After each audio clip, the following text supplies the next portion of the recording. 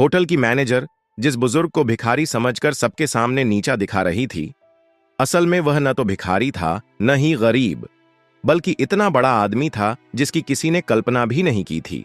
और जब उसकी सच्चाई सामने आई तो ऐसा हुआ कि पूरे होटल के होश उड़ गए। सुबह के ठीक 11 बजे शहर के सबसे बड़े होटल 5 सितारा में एक बुजुर्ग साधारण कपड़े पहने हुए होटल की ओर बढ़ रहे थे। नाम था गंगा प्रसाद। उनके हाथ में एक पुराना सा झोला था, लेकिन जैसे ही वो होटल के गेट पर पहुंचे, गार्ड के माथे पर तुरंत शिकन आ गई। गार्ड ने सामने आकर रास्ता रोकते हुए कहा, बाबा, आप यहां कहां आ गए? क्या काम है आपका यहां? गंगा प्रसाद ने हल्की मुस्कान के साथ कहा, बेटा, मेरी यहां बुकिंग है, बस उसी के बारे में पूछना था। गार्ड ने हंसते हुए अपनी साथी से कहा, अरे देखो तो, बाबा कह रहे हैं इनकी यहां बुकिंग है। गार्ड ने फिर गंगा प्रसाद से कहा, बाबा देखो, आपसे जरूर कोई गलती हुई है। शायद आपको किसी ने गलत पता दे दिया है, क्योंकि यह होटल बहुत ही लग्जरी है। बड़े बड़े बाबू लोग आते हैं यहां, कोई आम आदमी इसको अफोर्ड नहीं कर सकता। इतने में होटल की रिसेप्शनिस्ट राधा कपूर ने यह बातचीत सुन ली। उसने अपनी नजरें गंगा प्रसाद पर डालीं, सिर से पांव तक उन्हें देखा और होठों पर हल्की मुस्कान तैर गई। वह मुस्कान स्वागत की नहीं, बल्कि ताने और उपेक्षा की थी। राधा ने कहा, बाबा, मुझे नहीं लगता कि आपकी कोई बुकिंग इस होटल में होगी। यह होटल बहुत महंगा है, शायद आप गलत जगह आ गए हैं। गंगा प्रसाद ने उसी सहजता से जवाब दिया, बेटी, एक बार चेक तो कर लो, शायद मेरी बुकिंग यहीं हो। राधा ने लापरवाही से कंधे उचकाए और कहा, ठीक है बाबा, इसमें समय लगेगा, आप वेटिंग एरिया में जाकर बैठ जाइए। गंगा प्रसाद ने सिर हिलाया और धीरे धीरे वेटिंग एरिया की ओर बढ़े। लॉबी में मौजूद कई गेस्ट उन्हें अजीब नजरों से घूर रहे थे। किसी ने धीरे से कहा, लगता है मुफ्त का खाने आया है। कोई और बोला, इसकी तो औकात भी नहीं है कि यहां का एक गिलास पानी भी खरीद सके। गंगा प्रसाद ने यह सब सुना, लेकिन वे चुप रहे। वह कोने में रखी एक कुर्सी पर बैठ गए, झोला जमीन पर रखा और दोनों हाथ छड़ी पर टिकाकर खामोश बैठे रहे। लॉबी का माहौल अजीब हो चुका था। लोग चाय और कॉफी की चुस्कियां लेते हुए उन्हीं की तरफ इशारा करके बातें बना रहे थे। किसी छोटे बच्चे ने अपनी मां से मासूमियत से पूछा, मम्मी, ये बाबा यहां क्यों बैठे हैं? ये तो होटल वाले जैसे नहीं दिखते। मां बच्चे से बोली, बेटा, सब किस्मत की मार है। जब किस्मत साथ न दे तो हर किसी की सुननी पड़ती है।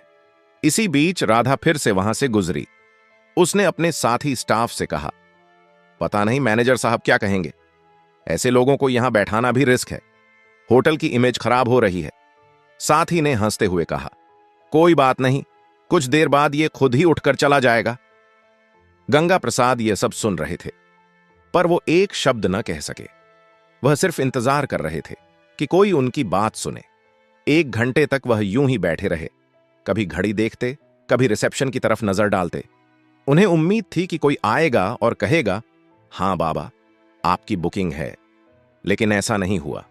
गंगा प्रसाद ने धीरे से कुर्सी का सहारा लिया और खड़े हो गए। उन्होंने रिसेप्शन की तरफ देखा और कहा, बेटी, अगर तुम व्यस्त हो तो अपने मैनेजर को बुला दो, मुझे उनसे भी कुछ जरूरी बात करनी है। राधा ने मन ही मन सोचा, अब इसे मैनेजर से भी मिलना है। फिर अनमने ढंग से फोन उठाया और होटल मैनेजर विक्रम खन्ना को कॉल लगाया। उसने कहा, सर, एक बुजुर्ग आपसे मिलना चाहते हैं।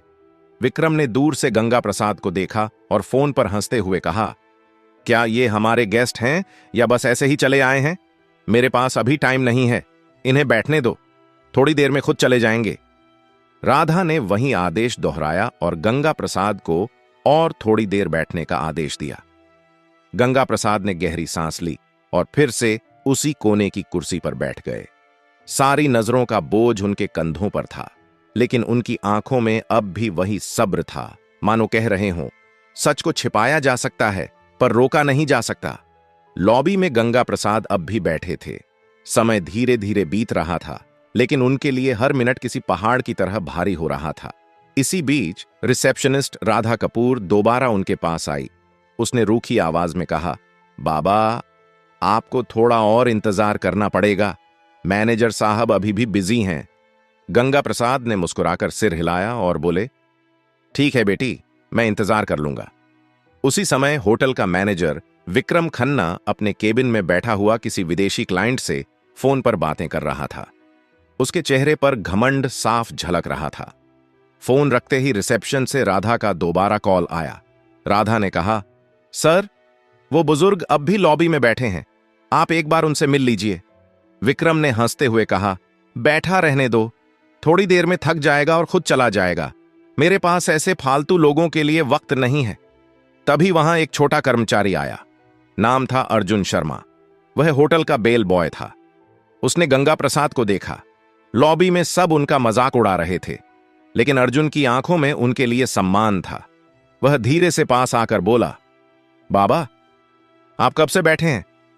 क्या किसी ने आपकी मदद नहीं की?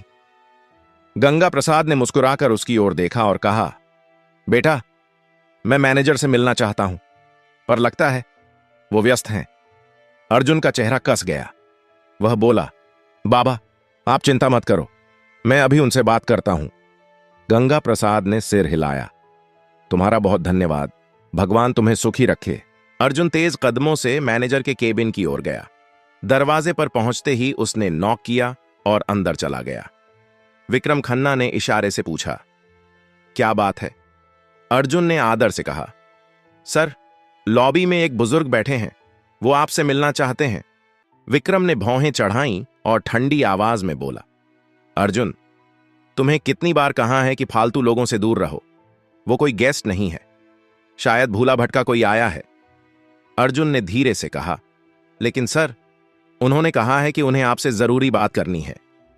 विक्रम हंस पड़ा, अरे, जरूरी बात? तुम्हें अंदाजा भी है यहां कितने करोड़ का कारोबार होता है, और तुम मुझे ऐसे बाबा से मिलवाना चाहते हो? अर्जुन चुप रहा, लेकिन अंदर से दुखी था। उसने सोचा, इंसान को उसकी शक्ल देखकर कैसे ठुकराया जा सकता है? क्या बड़े पद पर बैठने से किसी को इंसानियत भूल जानी चाहिए? विक्रम ने सख्त आवाज में कहा, अर्जुन, तुम अपना काम करो, यह मामला तुम्हारे बस का नहीं है। अर्जुन ने सिर झुकाया और बाहर चला आया। लॉबी में लौटते ही उसने गंगा प्रसाद की ओर देखा। उनकी आंखों में धैर्य अब भी था। अर्जुन उनके पास बैठ गया और बोला, बाबा, मैंने कोशिश की, लेकिन मैनेजर साहब अभी नहीं मिलना चाहते। गंगा प्रसाद ने मुस्कुराकर उसके कंधे पर हाथ रखा और बोले, कोई बात नहीं बेटा, तुमने कोशिश की, यही मेरे लिए काफी है। अर्जुन की आंखें भर आईं। उसे महसूस हुआ कि यह बुजुर्ग कोई आम इंसान नहीं है। उनकी सादगी में एक अजीब सी ताकत छिपी थी। लॉबी का माहौल अब और भी भारी हो चुका था। लोगों के ताने और ठहाके, गंगा प्रसाद की खामोशी और अर्जुन की बेचैनी सब मिलकर एक अजीब तस्वीर बना रहे थे। करीब 1 घंटा बीत चुका था। गंगा प्रसाद अब भी उसी कुर्सी पर बैठे थे। उन्होंने धीरे से आंखें बंद कीं और सोचा, धैर्य रखना ही असली ताकत है। लेकिन अब समय आ गया है कि सच्चाई सामने आए। होटल की घड़ी ने 12:30 बजाए। गंगा प्रसाद अब और चुपचाप बैठ नहीं पाए। उन्होंने धीरे से अपनी छड़ी उठाई, झोला कंधे पर टांगा और रिसेप्शन की तरफ बढ़ गए। लॉबी में बैठे कई लोगों ने फिर से ताने कसे, देखो देखो, बाबा अब मैनेजर से लड़ने जा रहे हैं। रिसेप्शन पर खड़ी राधा कपूर ने उन्हें आते देखा। उसने झुंझलाकर कहा, बाबा, आपको कहा था ना इंतजार कीजिए, मैनेजर अभी बिजी हैं। गंगा प्रसाद ने उसकी ओर देखा और नरम आवाज में बोले, बेटी, बहुत इंतजार कर लिया, अब मैं खुद ही उनसे बात कर लूंगा। इतना कहकर गंगा प्रसाद सीधा मैनेजर विक्रम खन्ना के केबिन की ओर बढ़े। लॉबी में खामोशी छा गई। सबकी नजरें उसी तरफ टिक गईं। हर कोई देखना चाहता था कि आगे क्या होने वाला है। जैसे ही गंगा प्रसाद ने केबिन का दरवाजा खोला, विक्रम अपनी घूमने वाली कुर्सी पर अकड़ के साथ बैठा था। उसने भौहें चढ़ाते हुए कहा, हां बाबा, बताइए, इतना शोर क्यों मचा रखा है? क्या काम है आपको? गंगा प्रसाद ने धीरे से झोला खोला और उसके अंदर से एक लिफाफा निकाला। उसे आगे बढ़ाते हुए बोले, ये मेरी बुकिंग और होटल से जुड़ी कुछ डिटेल हैं, कृपया एक बार देख लीजिए। विक्रम ने हंसते हुए लिफाफा हाथ में लिया, लेकिन खोले बिना ही टेबल पर पटक दिया। उसकी हंसी में अहंकार साफ झलक रहा था। उसने कहा, बाबा, जब किसी इंसान की जेब में पैसे नहीं होते हैं तो उसे बुकिंग जैसी बड़ी बड़ी बातें करना बिल्कुल बेकार है। मुझे आपके जैसे लोगों की शक्ल देखकर ही पता चल जाता है कि आपके पास कुछ नहीं है। ये होटल आपके बस का नहीं है। बेहतर होगा आप यहां से चले जाएं। गंगा प्रसाद ने उसकी आंखों में देखा। उनकी आवाज अब गहरी और गंभीर हो चुकी थी। उन्होंने कहा, बेटा, बिना देखे कैसे तय कर लिया? एक बार इन कागजों को देख तो लो। सच्चाई अक्सर वैसी नहीं होती जैसी दिखती है। विक्रम कुर्सी पर पीछे झुक गया और जोर से हंसते हुए बोला, बाबा, मुझे किसी कागज को देखने की जरूरत नहीं है। मैं सालों से इस होटल को संभाल रहा हूं।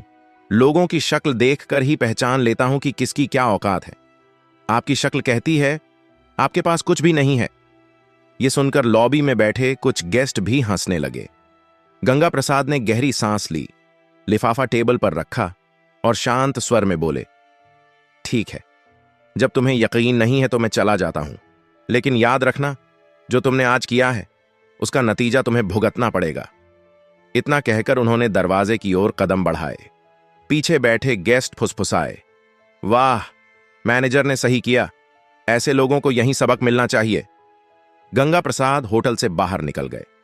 उनकी धीमी चाल और झुकी हुई कमर ने पूरे स्टाफ के बीच एक अजीब सा सन्नाटा छोड़ दिया। लेकिन विक्रम अपनी कुर्सी पर बैठा मुस्कुराता रहा। उसके चेहरे पर गर्व और तिरस्कार का मिला जुला भाव था। इसी बीच बेल बॉय अर्जुन शर्मा उस लिफाफे की तरफ बढ़ा। उसने धीरे से उसे उठाया और चुपचाप अपने सर्वर कंप्यूटर की ओर चला गया।